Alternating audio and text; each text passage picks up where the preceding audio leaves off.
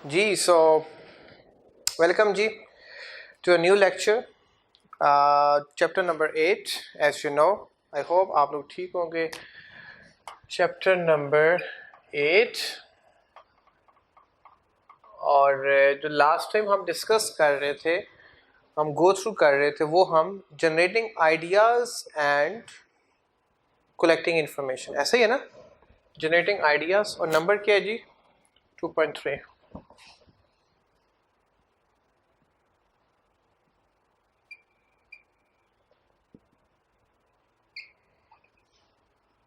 generating ideas and collecting information.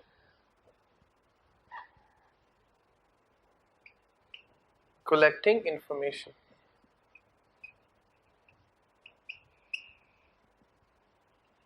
So last time हम थोड़ा touch किया था कि हमने रिपोर्ट बनाते हुए आइडियाज़ किस तरह से जनरेट करने, ख्यालात किस तरह से लेके आने, उनको फोकस किस तरह से करना है। आप रिपोर्ट बना रहे हैं, आप जो है ना वो फाइनेंशियल रिपोर्ट बना रहे हैं, तो अब आपने फोकस सारा फाइनेंशियल रिपोर्ट पे कैसे करना है। फिर अगर आप मार्केटिंग की रिपोर्ट बना रहे हैं, तो अब बल्कि अभी कुछ ही हमने डिस्कस किया था। सो हमने ये डिस्कस किया था कि अपने माइंड को फोकस करना है कि अब हर वक्त फोकस रखना है कि अब मैं फाइनेंशियल रिपोर्ट बना रहा हूँ, अब मैं मार्केटिंग की रिपोर्ट बना रहा हूँ, तो अब इमीडिएटली आपका माइंड स्विच हो जाना चाहिए from the financial report towards the marketing report. अब आपकी सारी दुनिया मार्केटिंग रिपोर्ट है। अब मार्केटिंग के बाद आप ऑपरेशन रिपोर्ट बना रहे हो, तो अब आपकी सारी दुनिया, सारा फोकस, सारी अटेंशन, सारा माइंड, सारी thinking towards the operation report की तरफ है। ठीक है, तो हम ये डिस्कस करेंगे कि ये माइंड आपका स्विच कैसे होगा और किस तरह से आप वो ख्यालात लेके आएंगे कि जो ख्यालात रिक्वायर्ड है फॉर मेकिंग दैट रिपोर्ट। ठीक है जी। सो लास्ट टाइम हमने स्नोबॉल इफेक्ट को डिस्कस किया था। वेरी इंपॉर्टेंट स्नोबॉल इफेक्ट क्या होता है जी? Snowball effect very important word for you in it. Snowball effect जी, यहां मैं लिखता हूं स्नोबॉल इफेक्ट। जी क्या होता है जी? जिंदगी में जब भी कोई काम शुरू करते हो तो शुरुआत में वो काम बहुत छोटा होता है, लेकिन with the passage of time, साल साल साल गुजरने दो, कुछ महीने गुजरने दो, कुछ दिन गुजरने दो, तो आपके पास एक बल्क ऑफ आइडियाज आ जाते हैं। Plenty of ideas, plenty of new thought processes आ जाते हैं। जिस तरह से मैं सीए की बात करूं, जस्ट इमेजिन कि यार 2-3 महीने में आप कहां से कहां पहुंच गए नॉलेज वाइज, कितना नॉलेज आपको एडिशनल मिल गया। So this is called the snowball effect कि आपको सिर्फ फोकस रखना है कि मैंने ये काम करना है, ये करना है, और फिर द पैसेज ऑफ टाइम आप उसमें प्रोग्रेस करना शुरू कर देंगे। So that's called snowball effect जी। अब मेथड डिस्कस करते हैं। हमने वो डिस्कस कर लिया था जनरेटिंग आइडियाज को अपने प्रीवियस लेक्चर में। सो अभी मैं डिस्कस करता हूँ methods. So first is questions from the reader जी। मेथड्स को डिस्कस करता हूँ। methods to generate and collect info for report for report। तो वो methods क्या है जी? सबसे पहला मेथड क्या है? questions from the reader। yes,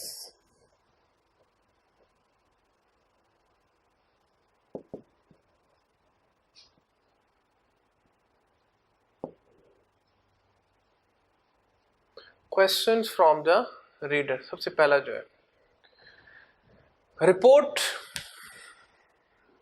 जो बनाई जाती है, क्या अपने शौक से बनाते हो, अपनी चाहत से बनाते हो, अपनी मंशा से बनाते हो, अपनी विलिंगनेस? नो। रिपोर्ट किसकी चाहत पे बनाते हो, किसकी मंशा बनाते हो? रीडर की मंशा पे बनाते हो। रिपोर्ट पढ़नी किसने होती है? रीडर ने पढ़नी होती है। अब प्रोफेशनल रिपोर्ट्स जो बनती हैं, चार्टर्ड अकाउंटेंट जो बनाते हैं, वो खुद नहीं बनाते, बल्कि कंपनी खुद इनवाइट करती है। कंपनी का डायरेक्टर इनवाइट करेगा, जिसने रिपोर्ट बनवानी है वो खुद इनवाइट करके वो अपने क्वेश्चन बताएगा कि मुझे ये रिपोर्ट चाहिए, इतने पेजेस की चाहिए, इतने टाइम में चाहिए, इस तरह की चाहिए, इस लेआउट में चाहिए, इस फॉर्मेट में चाहिए। तो क्वेश्चंस यहां पे कौन बता रहा है? रीडर बता रहा है। बी रिमेंबर, क्वेश्चंस कौन बता रहा है? रीडर बता रहा है। तो ये फर्स्ट है, imagine you are the reader. ठीक है, imagine you are the reader, okay जी। सो what are the आप रीडर हो, what are all the question, objection or worries you might have? अभी राइट हो, यू आर अ रीडर, आप reader हो कि नहीं हो, आपके जहन में क्या क्या क्वेश्चंस, अभी आप क्वेश्चन, आप इतना इंटेलिजेंट तो आप हो नहीं कि आप खुद क्वेश्चन डिफाइन कर सको सब्जेक्ट के, तो क्वेश्चन भी यहाँ पे उसी ने डिफाइन कर दिया, आई कैप ने उसी ने आंसर भी दे दिया, ओके। एनीवेज जी, सो जो चार्टर्ड अकाउंटेंट जो बेसिकली उनका काम क्या होता है कि बेटा अगेन डिफरेंट कंपनीज बुलाती हैं, वो रीडर होती हैं, वो अपने क्वेश्चंस बताती हैं, अपनी वरीनेस बताती हैं, अपना चैलेंजेस बताती हैं, फिर आपका काम होता है उन चैलेंजेस का सॉल्यूशन प्रोवाइड करना, उन क्वेश्चंस के आंसर प्रोवाइड करना। ठीक है जी, जिस तरह से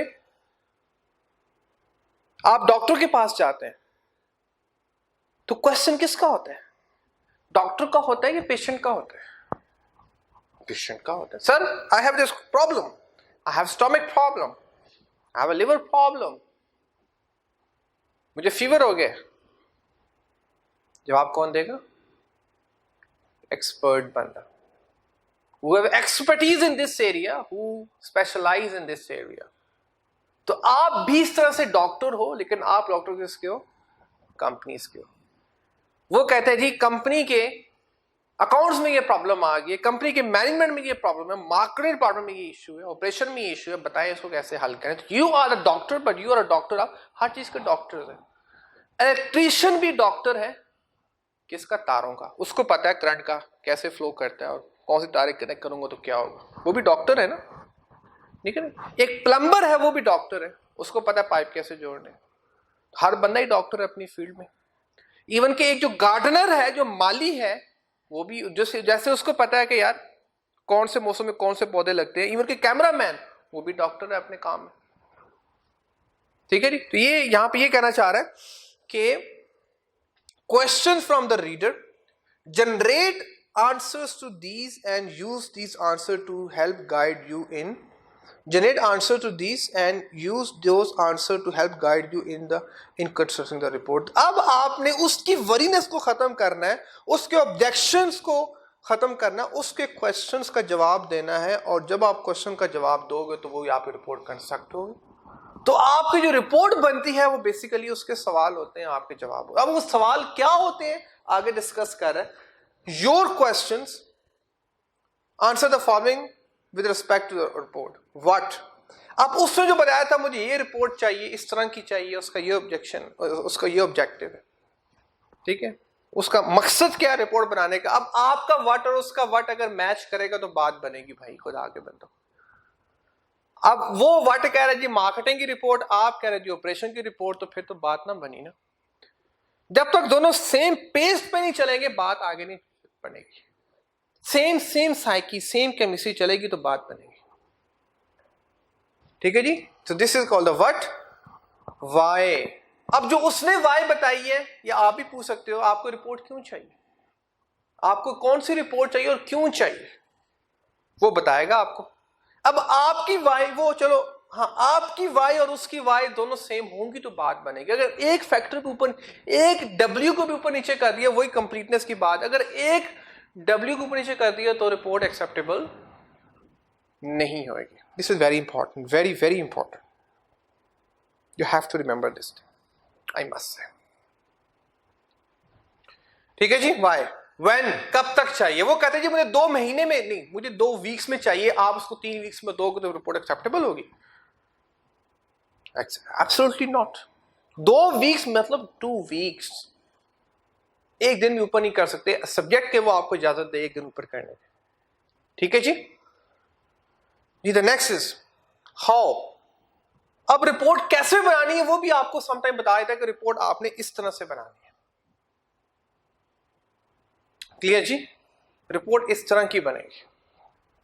हाउ, अब उसने कहा जी रिपोर्ट इस फॉर्म में बनानी है, आपने किसी और फॉर्म में बना ली तो फिर भी एक्सेप्टेबल नहीं। ठीक है, उसने कहा इसमें ये पिक्चर ऐड करनी है, आपने वो पिक्चर ऐड ही नहीं की, फिर भी एक्सेप्टेबल नहीं। नेक्स्ट है वेयर, कैसे चाहिए। वो कह रहा है मुझे फिजिकल फॉर्म में फॉरवर्ड करो, आप उसको ईमेल कर रहे हैं, आप उसको व्हाट्सअप कर रहे हैं, फाइल बना के, एक्सेप्टेबल नहीं। मतलब वेयर वो ये हर चीज वो डिटरमिन करेगा, और जैसे वो डिटरमिन करेगा उसके मुताबिक करोगे, यू अप्रोच का इस्तेमाल करोगे तो बात बनेगी। यहां तक ओके, यहां तक फाइन है। नेक्स्ट इज हु, किसके लिए आपने बनानी है, उसके मुताबिक रिपोर्ट बनेगी, रीडर के मुताबिक रिपोर्ट बनेगी, उसके मुताबिक वर्ड्स, पैराग्राफ, लहजा, टोन, लिखने की जो टोन होती है, लिखने का भी लहजा होता है ना, उसके मुताबिक रखोगे तो बात को समझ आएगी। डायरेक्टर्स के लिए टोन कुछ और होती है लिखने की, सीओ के लिए कुछ और होती है, मैनेजर्स के लिए कुछ और, सबऑर्डिनेट्स के लिए कुछ और होती है, गवर्नमेंट के लिए कुछ और होती है, बैंक्स के लिए कुछ और होती है, आईके के लिए कुछ और होगी, एससीपी के लिए कुछ और होगी। ठीक है जी। तो नेक्स्ट इज जी,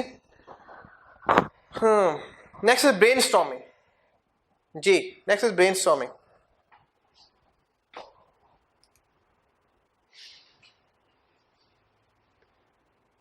जी तो नेक्स्ट स्टेप इज जी, ये तो मैं लिखा है, question from the reader, your questions.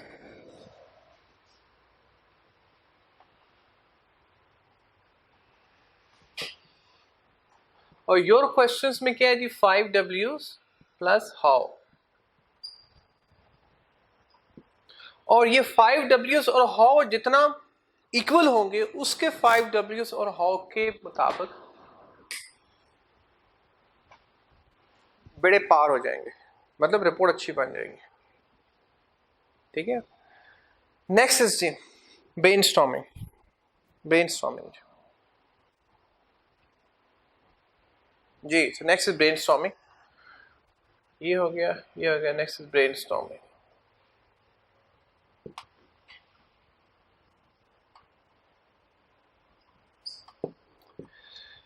Ji in 5 W's और हाउ को पूरा करने के लिए, क्या बोला मैंने जी, क्या बोला, इन 5 W's और हाउ को पूरा करने के लिए सिर्फ कह देना काफी नहीं है, अब आपने उस पर रिसर्च भी करनी है, अब आपने उस पर इंफॉर्मेशन भी हासिल करनी है।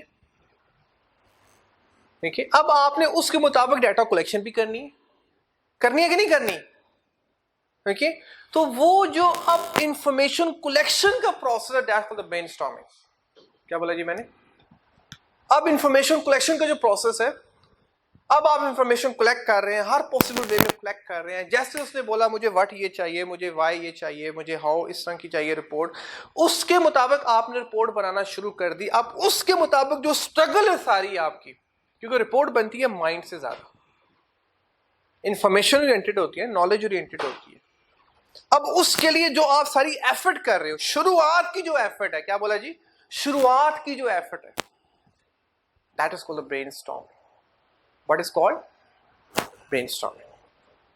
ठीक है, ब्रेनस्टॉर्मिंग में ये होता है कि आप बस you just take the idea, I just say you a car, हम पीछे पढ़ा था, we have gone through example. Car, आपके ज़हन में बड़ी कारें आई होंगी, किसी के ज़हन में मर्सिडीज, किसी के ज़हन में लैंड क्रूजर, किसी के ज़हन में सुजुकी, किसी के ज़हन में सिटी, किसी के ज़हन में, हर एक के ज़हन में फिर कलर्स, फिर उनकी, मतलब हर तरह की आपकी माइंड आपका ऐसे move, that's called the brainstorming. You just get the idea and the mind just moves on. Mind को बस कोई क्लिक कर दो, माइंड भागना शुरू कर देगा, उसको पकड़ना मुश्किल हो जाएगा। That's called brainstorming. तो कहना चाह रहा है ब्रेनस्टॉर्मिंग में, late me go through, record every idea you can think of without worrying too much about relevance or order. Don't think about this grammatical stuff, punctuation stuff. Just write down the idea the way it is coming to your brain. ठीक है जी। तो next is the think and right fast. Think and right, मकसद क्या है जी, सोचो, बस सोचो और लिखो, सोचो लिखो, सोचो लिखो, सोचो लिखो, क्योंकि सोचे आती हैं चली जाती हैं, आती हैं चली जाती हैं, स्टेक नहीं होती, ना आपके लिए होंगी ना मेरे लिए होंगी, किसी के लिए नहीं होगी, आती हैं चली जाती हैं, फ्लो फ्लो करती रहती हैं, फ्लोइंग स्टेट में होती है। तो आए लिख लो। क्वांटिटी, क्या बोला जी, क्या बोला, क्वालिटी नहीं, क्वालिटी इस स्टेप पे नहीं है, quantity is the key at this stage. इस स्टेज पे ज्यादा इंपॉर्टेंट क्या चीज है, क्वालिटी। आइडियाज सारे होने चाहिए, 100 आइडिया, 200 आइडिया, 50, सारे आइडियाज होने चाहिए। काम कैसे करना है, हाउ कैसे करना है, वाई कैसे करना है, व्हाट कैसे करना है, वेयर कैसे करना है, व्हेन कैसे, you can have all the ideas. Write as much as you. Quantity mean volume of information is important. Quality बाद में उसको फिल्टर करके हम कर लेंगे, दैट्स नॉट एन इशू. होता है ना 70% तो वैसे ही एलिमेंट होते हैं, तो वो हम बाद में कर लेंगे, नो प्रॉब्लम. इन सारे आइडियाज गोइंग बी हियर. लेकिन जो ही आपको आइडिया आए, just right it down. Please just right it down. Sometime बड़े एक्सीलेंट, मैं कहता हूँ समटाइम बड़े शाकार किस्म के आइडियाज आते हैं चले जाते हैं. अगर हम आइडियाज को लिख लें तो हमें फ्यूचर में बड़े काम आएंगे.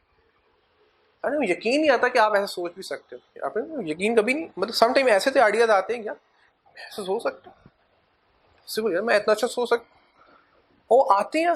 ओके, जब आपको डाउन फील करो ना, तो आप अगर आप आइडियाज लिखे हो तो यू फील सो गुड, यार मैं ऐसा भी सोच सकता हूँ. वाओ. जी एनीवेज जी, so you can check facts and figures later on. बाद में आप सारी उस पर फिल्ट्रेशन करके फैक्ट्स फिगर चेक कर लेना. The brainstorm is simply to generate ideas that can be evaluated later. Brainstorming simply है कि आपने आइडियाज को लिखो, राइट डाउन करो as much as you can. बाद में उसको हम फाइनलाइज कर लेंगे, that's not an issue. बाद में हम उसको ना फिल्टर्स लगा के उसको हम ओके कर देंगे, that is not a big deal. Okay ji. Next is the sequential notes and lists. Next is क्या जी?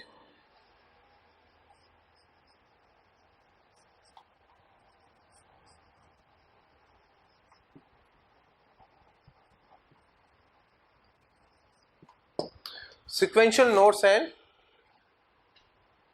lists. अब टाइम आ गया, वो जो रफ काम किया था ना ब्रेनस्टॉर्मिंग में, उसको थोड़ा फिल्टर करो.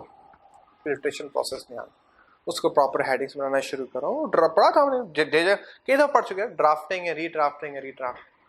पहले आउटलाइन बनाते हैं, पढ़ा था हमने पीछे. पहले आउटलाइन बनाते हैं, पहले एक आइडिया लेते हैं कि how we are suppose to do.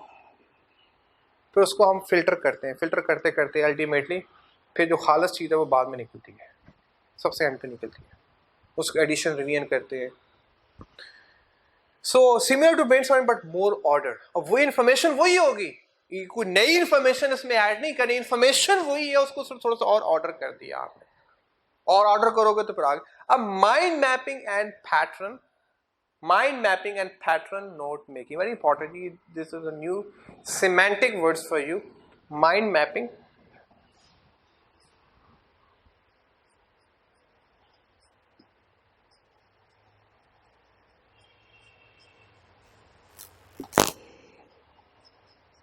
Mind mapping and किधर है जी? Mind mapping and pattern note making.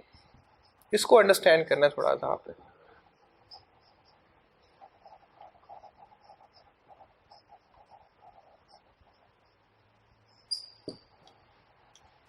Mind mapping and pattern note making जी. जी पहले पढ़ लो इसको. Write a report subject in the centre of a blank piece of a paper. अब सपोज जी आप पार्क व्हील्स में काम कर रहे हो, सपोज पार्क व्हील्स में, और आपने गाड़ी की रिपोर्ट बनानी है जी. कस्टमर आपके पास आया कहते हैं जी मुझे गाड़ी चाहिए, इस प्राइस में चाहिए, इस कलर में चाहिए, इस मॉडल में चाहिए, स्पेसिफिकेशन में चाहिए. ठीक है, तो कार उसको चाहिए जी. अब आपने सारा एनालिसिस कर लिया, उसके ब्रेनस्टॉर्मिंग के बाद आपने जी इस तरह से कुछ ये पॉइंट है, ये पॉइंट है. इसको रिमूव कर देता हूँ मैं, ताकि आपको मैं इसको हिंट दे दूं कि मैं ये बढ़ा रहा हूँ. ये लाइन की तो जा रही है, ये देखो ये पॉइंट है, ये वाला. अब कार सपोज ये पॉइंट जी, कार चाहिए जी वाइट कलर में. ठीक है, मॉडल चाहिए जी 2015 चाहिए. गाड़ी कौन सी चाहिए जी? सिटी चाहिए. किस प्राइस में चाहिए जी? ऑलमोस्ट 18 to 20 लाख में चाहिए. ठीक है जी, ओके जी. ओके, और जी अभी क्या लिखा है मैंने जी? सिटी. ओके, यस, सॉरी जी, सिटी गाड़ी चाहिए आपको. मतलब आप कुछ भी लिख सकते हैं बेटा, कौन सी गाड़ी चाहिए आपको, कोरोला चाहिए, और मतलब ब्ला ब्ला. मतलब ये आप रिपोर्ट्स बनती हैं आपको. मैं प्रैक्टिकल एग्जांपल दे रहा हूँ.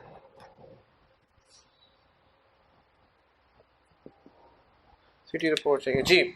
ओके जी, सो अभी भी सही लिखा गया कि let me change my marker क्योंकि मार्कर का प्रॉब्लम आ रहा है इसमें. सो let me right here again. Suppose ये आपको गाड़ी चाहिए वाइट कलर में, आपको चाहिए जी सिटी गाड़ी, आपको चाहिए 2015 मॉडल, आपको जो चाहिए 220 ब्लैक में चाहिए. ठीक है जी.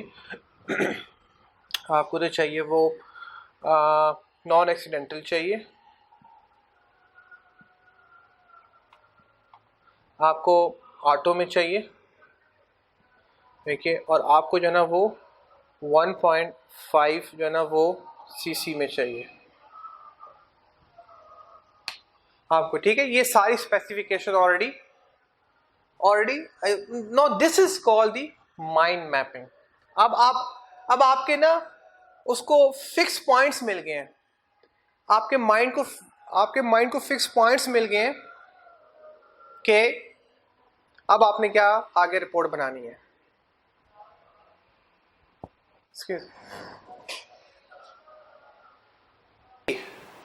So then let me go through the book. Write the report subject in the center of a blank piece of a paper. ठीक है, एक blank piece of paper में आपने सेंटर में वो पॉइंट लिख लिया कि जिस पे आपने रिपोर्ट बनानी है. अब आपने ब्रेनस्टॉर्मिंग करके सीक्वेंशियल नोट्स बना के अब आपने माइंड मैपिंग करनी है कि ये पॉइंट एक्चुअली वो एक्सपेक्ट कर रहा है, उसको इस पे रिपोर्ट चाहिए. Then record ideas as you think of them, branching them from the central theme. Branching them from the central, ये branching them, मैं branch कर रहा हूँ उनको, branching them from the central theme कर रहा हूँ. आप इस तरह भी कर सकते हैं, जैसा हायरार्की बनाते हैं आप उस तरह भी कर सकते हैं, ऊपर CEO लिख के डायरेक्टर्स है उस तरह भी आप कर सकते हैं. आप जिस तरह आपको अच्छा लगे बेटा आप कर सकते हैं. कोई हार्ड एंड फास्ट रूल नहीं है, कोई थंब रूल नहीं है कि आपने इसी को फॉलो कर लो. ये कहना चाह रहे हैं जी. Circle and join concepts. Circle and join concepts to show links and organize thoughts. ठीक है, अब कितना इजी हो गया. आप सबसे पहला जो टॉप, अब उससे आप रैंकिंग करवाएंगे, आपको सबसे इंपॉर्टेंट चीज क्या चाहिए, आपको वो कहेगा सबसे पहले आप सिटी गाड़ी देखेंगे. अब आप सबसे पहले एक चैप्टर बनाएंगे सिटी गाड़ी पे.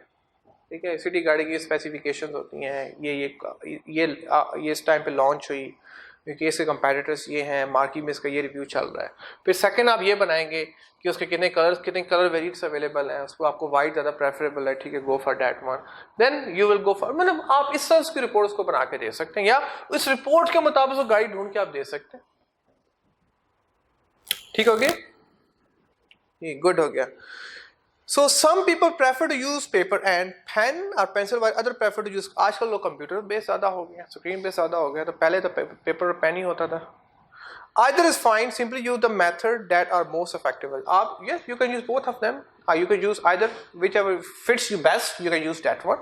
No problem at all. Clear हो गया यहाँ तक? Next is the research.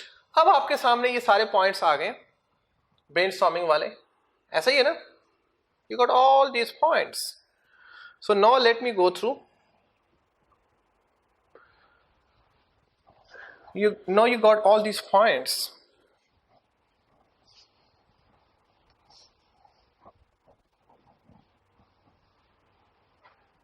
जी, अब मुझे ना बनाने दें. आप क्या रिसर्च करनी है, क्या करनी है जी, रिसर्च करनी है. और रिसर्च दो तरह की होती है.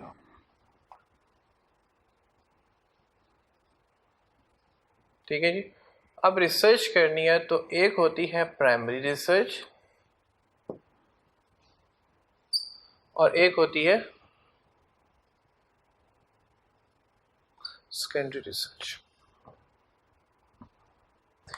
अब प्राइमरी रिसर्च ये होती है कि आप खुद चल के जाएं मार्केट में, आप खुद जाके गाड़ी का विजिट करें, आप खुद जाके सारा काम परफॉर्म करें. That's called the primary research. ज्यादा जो वैल्यू किया जाता है वो प्राइमरी रिसर्च को किया जाता है. ज्यादा जो आपको पैसे दिए जाते हैं, मतलब जो रिपोर्ट अच्छी कंसिडर होती है कि जिसमें आप खुद इन्वेस्टिगेशन करते हैं, खुद रिपोर्ट बनाते हैं.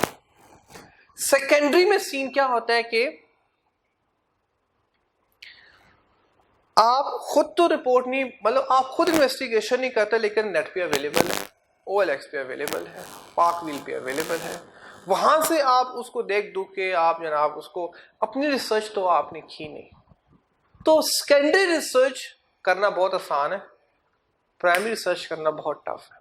जो साइंटिस्ट बनते हैं वो प्राइमरी रिसर्च की बेस पे बनते हैं, और आप लोग जो रिसर्च करते हैं वो सेकेंडरी रिसर्च होती है कि नेट से उठाया कुछ डाटा, किसी बुक से उठाया, एक अच्छी सी रिपोर्ट बना दी, that's it.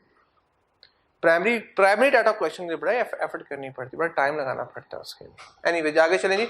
So primary, there are many sources that can be used for researching the report और finding the data. These include primary sources, for example, generating original information, जिसके मतलब जब आप इन्वेस्टिगेशन करोगे तो you are the first one who got this investigation, who got this information. So आपको colleagues से information मिलती है, particularly those with relevant experience, जिनके पास वो एक्सपीरियंस है, उनसे आप पूछते हो, खुद जाके पूछते हो। ब्रेनस्टॉर्मिंग मीटिंग्स, आप लोगों से जाके ब्रेनस्टॉर्मिंग मीटिंग्स करते हो, उनसे जाके मुलाकातें करते हो, उनसे पूछते हो जी ये चीज़ कैसे परफॉर्म होगी, या आप खुद जाके इन्वेस्टिगेशन करते हो, ब्रेनस्टॉर्मिंग मीटिंग, ठीक है जी। Performing an audit review investigation, आप खुद जाके, वही बात है कि आप खुद जाके खुद फिजिकली चल के जाते हो उस जगह पे और खुद जाके इन्वेस्टिगेशन करते हो, खुद जाके डाटा कलेक्शन करते हो, ऑब्जर्वेशन आप खुद जाके देखते हो, खुद जाके उसको जाके ना देख के उसको एनालिसिस करके लोगों की ओपिनियन लेके खुद अपना आइडिया जनरेट करते हो। And the last is unstructured interviews, के आप जब लोगों से पूछते हो आपको खुद नहीं पता होता कि आपने, मतलब स्ट्रक्चर होता है ना कि जहां पे आपको खुद पहले से लिखे होते हैं कि मैं ये सवाल पूछूंगा, आप तो अनस्ट्रक्चर्ड, मतलब आप खुद गए हैं, आपको खुद नहीं पता कि इस मौके मैंने कौन सा सवाल पूछूंगा, इस मौके मैंने कौन सा सवाल पूछूंगा। So this is called the unstructured problems. ठीक हो गया जी? This is called the unstructured interviews भी कह सकते हैं। I hope you understood till here जी। यहाँ तक ओके है? यहाँ तक फाइन है जी? ओके जी। So this is called the primary. Then I come across the secondary. फिर कहते हैं secondary sources. In research existing information, research existing sources से जो इन्फॉर्मेशन कलेक्ट करते हो, जो डाटा कलेक्ट करते हो, that's called secondary information. Like net से कलेक्ट करते हो आप, इंटरनेट है, फर्स्ट एग्जांपल इंटरनेट है, with increasingly access is access research, with increasingly easy access and free search engines such as Google and Bing, a great place to start your research is offering online. कोई भी चीज़ दुनिया की search करनी है फॉरन online, पहले तो लोग चल के जाते थे, महीनों लग जाते थे चीज़ को फाइंड करने में। अब तो जनाब with in blink of a second you find everything, whatever you imagine you just find it. Next, other reports, handbooks or reference book, for example an IFRS manual or company most recent publication. Note that many of these can be found easily on.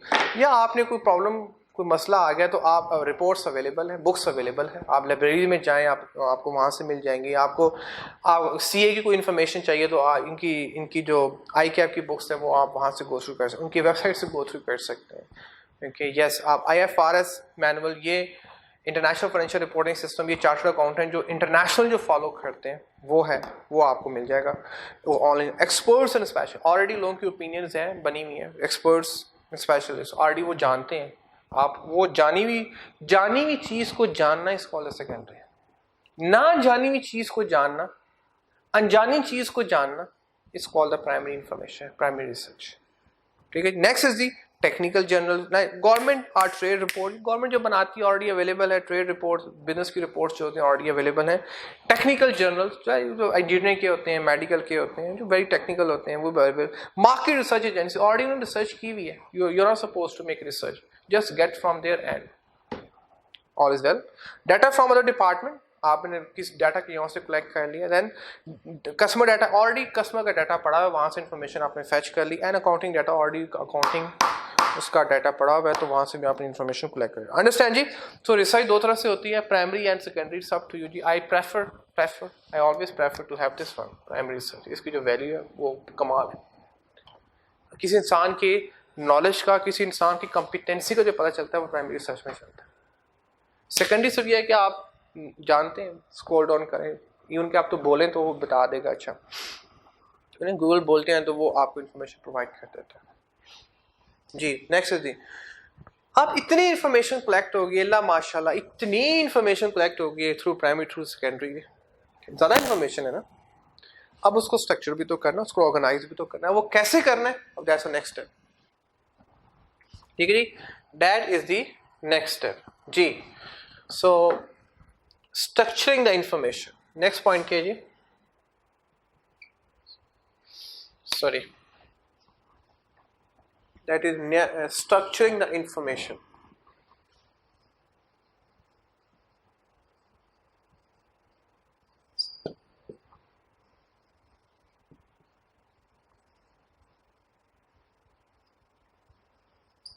अब माशाल्लाह आपको इतनी information मिल गई है through these two sources, primary and secondary, इतनी information आपको मिल गई है कि अब उसमें कई इंफॉर्मेशन होगी जो रेलिवेंट नहीं होगी, जो एक्स्ट्रा इंफॉर्मेशन होगी, नहीं आपको चाहिए। क्योंकि शुरू में जब रिसर्च करनी है तो आपने ब्रेनस्टॉर्मिंग करनी, just get all the data what ever you get, but later on आपने उसको समराइज करना है, कंसाइज करना है। ठीक है, सो कंस्ट्रक्शन बेसिकली होता है कि उसको कंसाइज कैसे करना है, स्क्रीनिंग होता है जी। Having generated lot of ideas and thought, you now need to start organizing the information structure that will support the actual writing of a report. अब आपने information को organize करना है, filtration process, filters लगाने, to help in screening the information collected, continually remind yourself of fundamental question. अब आप जब information को filter कर रहे होंगे, information को concise कर रहे होंगे, तो आपने किसकी बेस पे करने हैं, वो जो क्वेश्चन है उन पर फोकस करें। What is the objective of report? मैं रिपोर्ट क्यों बना रहा हूँ, उसको रिपोर्ट क्यों चाहिए रीडर को, who is the reader, person किस तरह का, does the reader really need, उसको क्या, उसको ये बात चाहिए, उसको ये डाटा चाहिए, उसको इन्फॉर्मेशन चाहिए तो लिखो, otherwise no need. Sometime information अच्छी होती है लेकिन उसको नहीं चाहिए भाई, तो नहीं चाहिए, no need to write that information.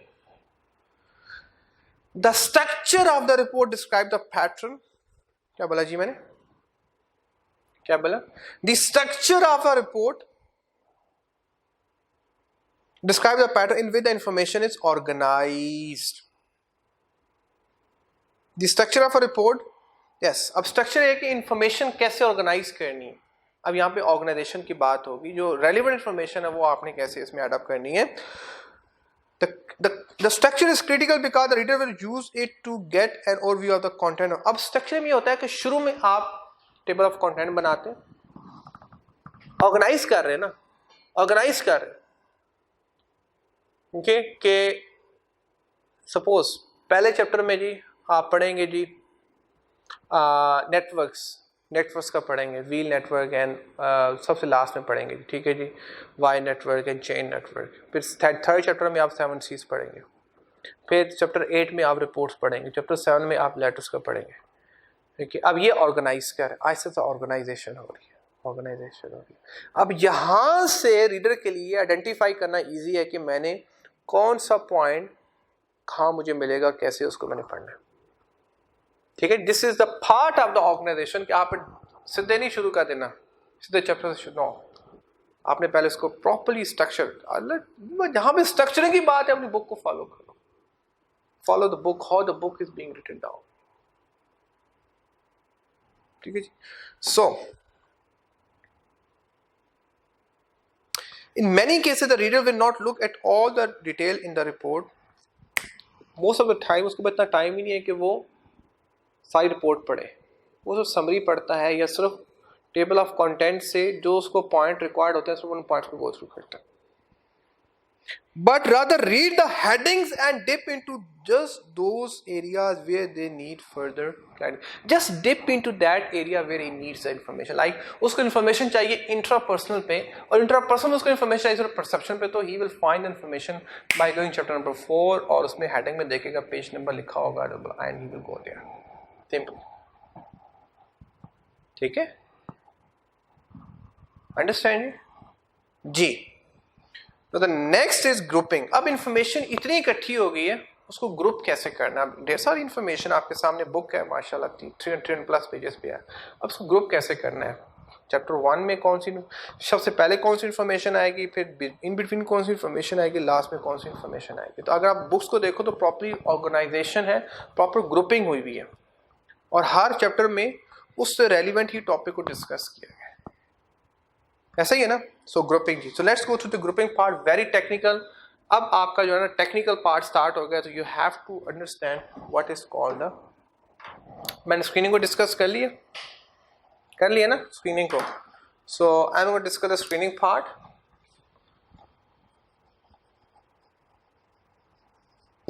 Now I am going to discuss the grouping. पहले मैं आपको डिस्कस करूं ग्रुपिंग होती क्या है जी.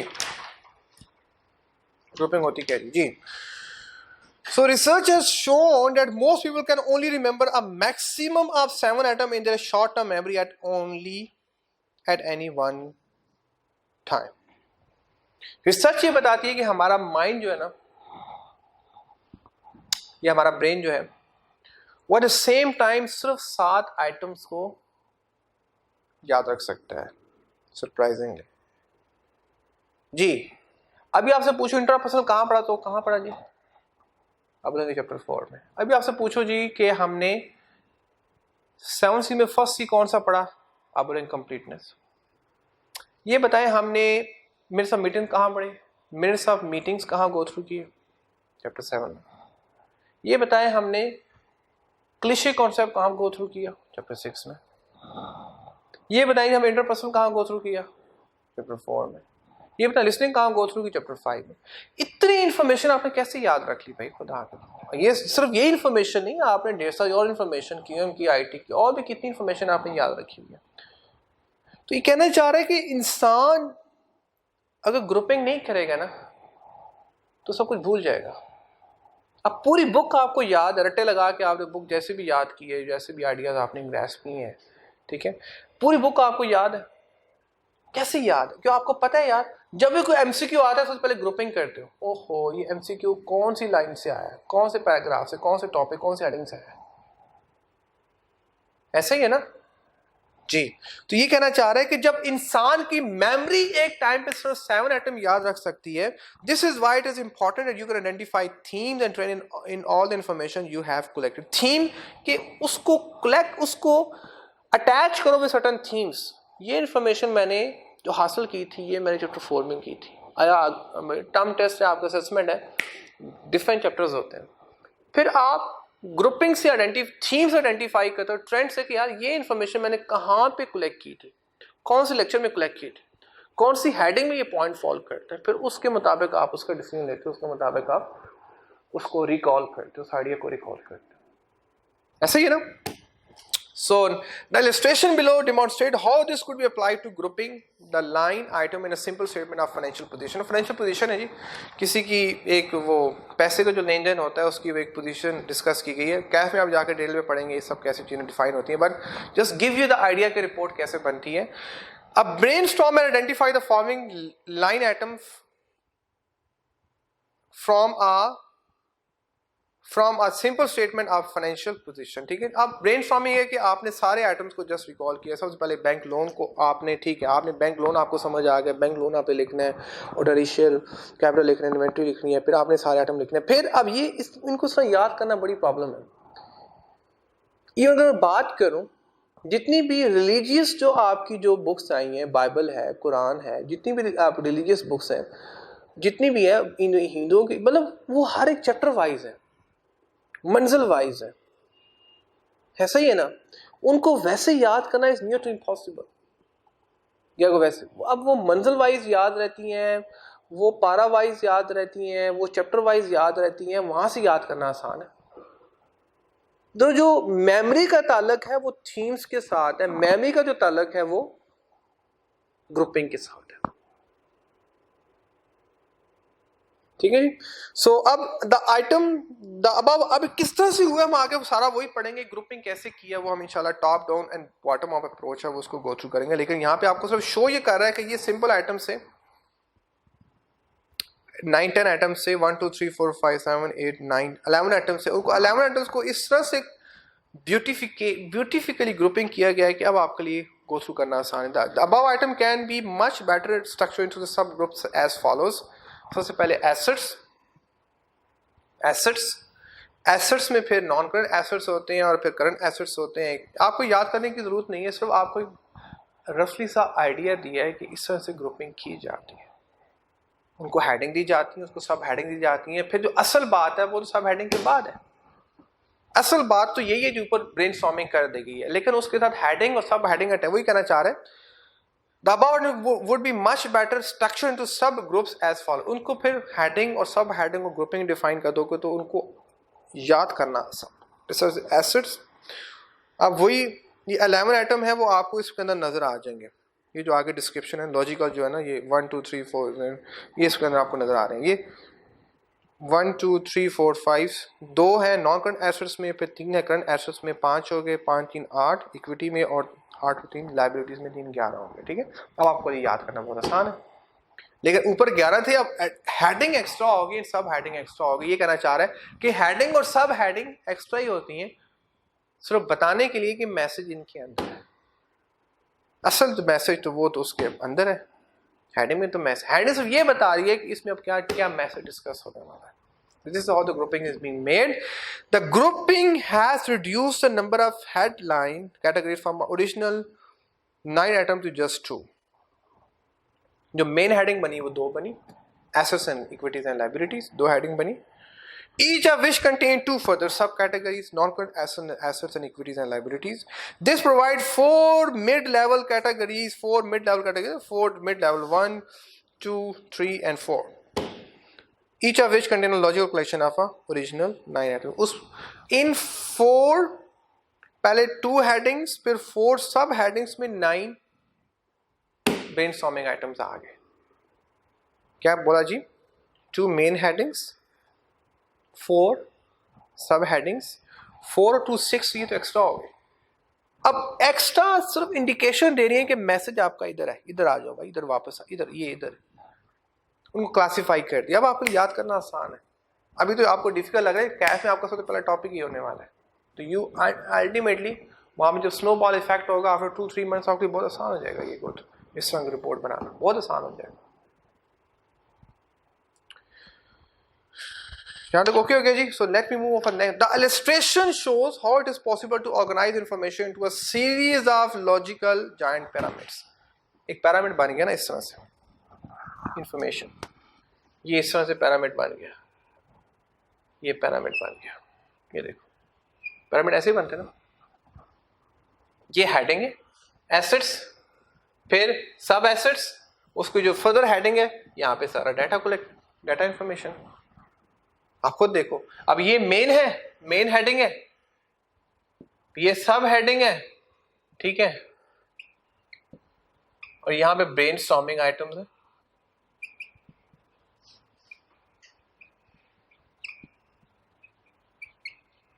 I hope you understood. Did you get the idea?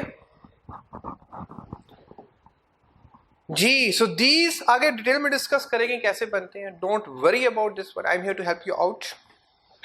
These pyramids provide a mechanism that you can use to communicate your ideas to the readers. इस तरह के pyramids बना के, इस तरह से information summarize करके, इसको बाद में डिस्कस करेंगे कैसे बनते हैं।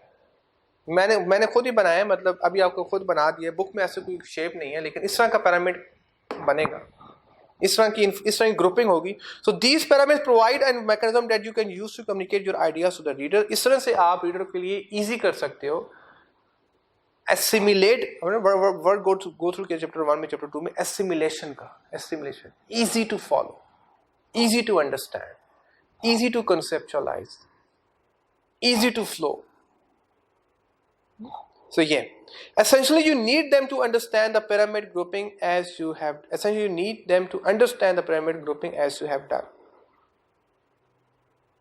ठीक, आपको ये अंडरस्टैंड करना पड़ेगा शुरू में। Essentially you need them to understand. आपको अंडरस्टैंड करना पड़ेगा। You need them to understand the pyramid grouping as you have done. ठीक है, जैसे हम कर चुके हैं, या आपको you have to go through, you have to understand। आगे हम यही पढ़ना है। नेक्स्ट लेक्चर में इसको डीपली गो थ्रू करेंगे कि bottom up and top down किस तरह से डिफाइन की जाती है। ठीक है, कर लेते हैं, 10 मिनट है, we can go through it, no problem.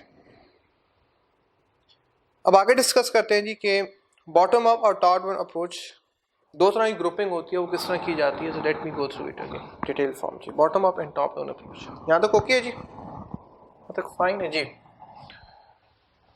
Okay, bottom up and top down approach grouping का टॉपिक है।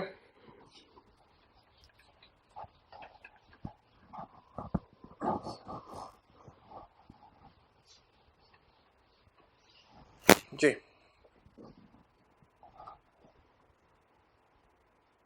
2.4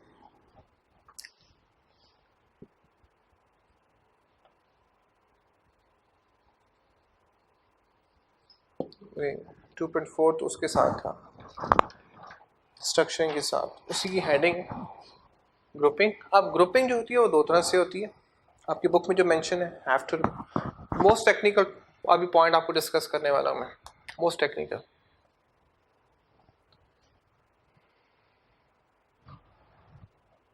जी, पहला क्या डिस्कस कर रहा है, ये हमने चैप्टर 2 में भी पढ़ा था अगर आपको याद हो तो, अब आपको समझ लगेगी, दोबारा उसको दोबारा रिपीट कर रहे हैं यहाँ पे।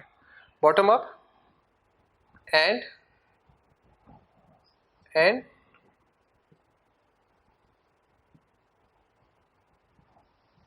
टॉप डाउन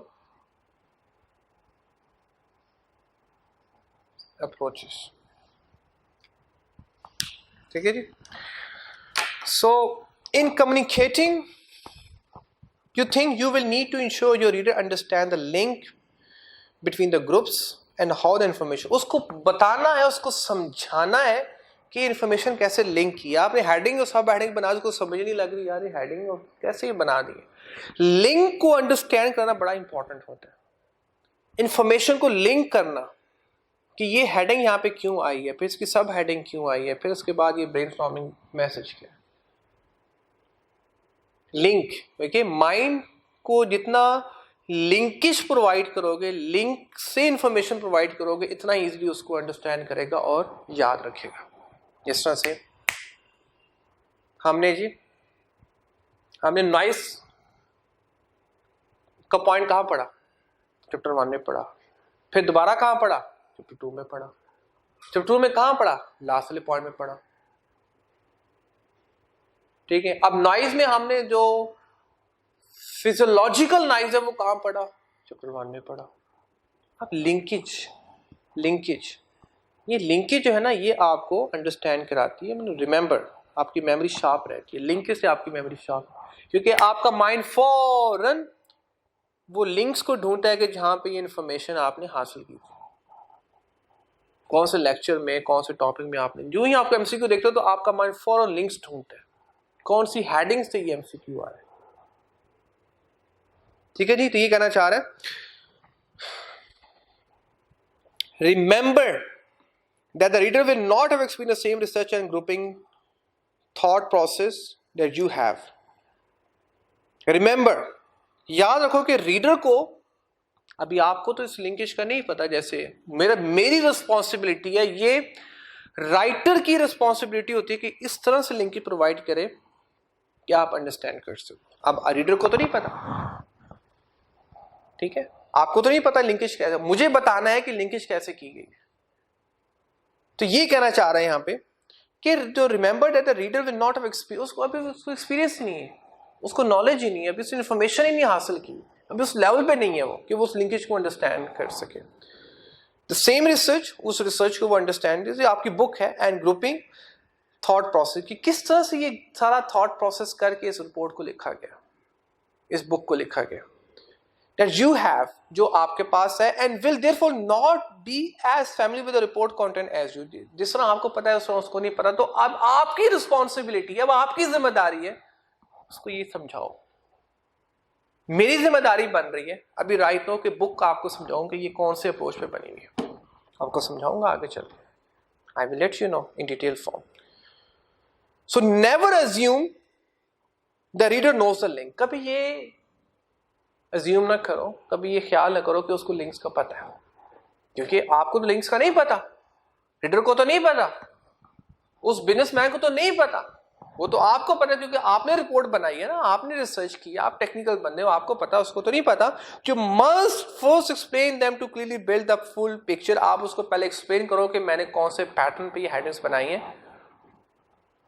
या किस तरह से बनाई है, the way to do this, अब किस तरह से बनाइए, अब वो आपने किस तरह से बताना है. Construct a pyramid of thought where each level from the bottom upward summarises the groups below. ठीक है जी. अब इसमें फर्स्ट में क्या होता है, जिस तरह से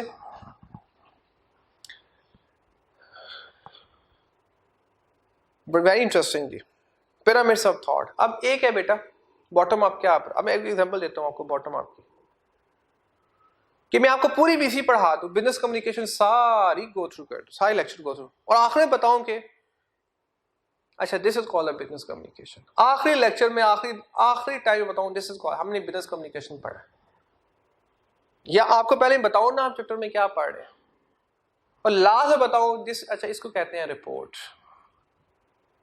क्या पॉसिबल है? हाँ, सोशल लाइफ में बिल्कुल पॉसिबल है. इसके साथ लिख लो बॉटम अप अपवर्ड अप्रोच है सोशल लाइफ में. अगर ड्रामे का एंड आपको पहले ही पता हो, अगर मूवी का एंड आपको पहले ही पता हो, कोई ट्रस्ट आएगा, कोई नहीं, कोई उसमें तजस्सुस क्रिएट होगा, कोई दिलचस्पी क्रिएट होगी, नॉट एट ऑल. आप suspense, social life is full of suspense. आपको social media full of suspense. Suspense है तो आपको लाइफ को मजा आ रहा है. आपको खुद नहीं पता कि नेक्स्ट आपसे क्या होने वाला है, अभी क्या होने वाला है, थोड़ी देर बाद आपको क्या होने वाला है. और ये लाइफ का सस्पेंस है. अनसर्टेनिटी जहां पे होती है, आपको खुद नहीं पता होगा नेक्स्ट लेवल पे क्या आ रहा है.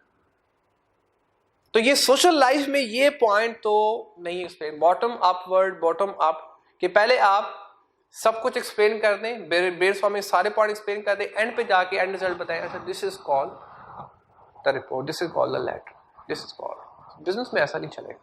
They don't have so much time to go through all this brainstorming, I must say bullshit. They don't have so much time. उनको पहले बताओ, अब हम पढ़ने वाले हैं रिपोर्ट. रिपोर्ट में होता क्या है, पढ़ा ना पहले. रिपोर्ट में रिपोर्ट पढ़ते क्यों, रिपोर्ट लिखते क्यों है, पहले ये बताओ. वो जब तक रीजंस को गो थ्रू नहीं करेंगे वो उसको नहीं अंडरस्टैंड करेंगे. एनीवेज जी, पहला आपको अंडरस्टैंड हो गया जी. अब सेकंड है जी, when you present the information to the reader, write the report, you present in top down fashion starting with the key point, then explaining each sub level of backup. अच्छा, इसके दो perspective है. पहले तो आपको ये बता दो कि लिखने की बात हो रही है, लिखने की बात, मैं कुछ पहले बात की वो लिखने के कॉन्टेक्स्ट में की. अब लिखना है तो आपने बॉटम अप अप्रोच में कस्टमर के लिए नहीं लिखना. नीचे कौन सी है, टॉप डाउन अप्रोच. भाई कस्टमर को जो पढ़ने वाला है उसको टॉप डाउन अप्रोच चाहिए. पहले उसको समरी चाहिए, पहले उसको कंक्लूजन चाहिए. हम क्या पढ़ रहे हैं, क्यों पढ़ रहे हैं, इसका फायदा क्या है, इसका एडवांटेजेस क्या है, डिसएडवांटेजेस क्या है. उसके बाद डिटेल में जाएंगे. जिस तरह हमने सपोज हमने वर्बल कम्युनिकेशन पढ़ा था, हमने पहले उसके पढ़ा था इसमें होता क्या है, क्यों करते हैं, इसके एडवांटेजेस क्या है, फीचर्स क्या हैं, डिसएडवांटेजेस क्या हैं. उसके बाद फिर डिटेल में हम गए. मीटिंग्स होती हैं, इसमें इंटरव्यूज होते हैं, इसमें ग्रेप वाइन होता है, नेगोशिएशन होती है, स्पीचेस होती हैं, ब्ला ब्ला. अब कहना ये चाह रहा है वेरी टेक्निकल, यहाँ मैं बाद में खत्म करूंगा. कहना ये चाह रहा है, कल से मैं यहाँ से कंटिन्यू करूंगा. कहना यहाँ पे ये चाह रहा है कि जब आपने रिसर्च करनी है, जब आपने प्रेमिस पर रिसर्च करनी है, तो आपने तो हेडिंग पहले नहीं बनानी, आपने तो ब्रेनस्टॉर्मिंग करनी है. तो आपने जब ब्रेनस्टॉर्मिंग करनी है तो आपने डिटेल्स में पॉइंट को लिखना है. लेकिन जब आपने वही पॉइंट कस्टमर्स को प्रेजेंट करने हैं, जब आपने फाइनल रिपोर्ट में स्ट्रक्चरिंग करनी है, तो फिर आपने स्विच हो जाना है किस पे, टॉप डाउन अप्रोच पे. कि आपने पहले जो आपने अब ये गलती ना कर देना कि पहले कंक्लूजन ड्रा कर लो फिर डाटा को ले लो. ये गलती ना करना.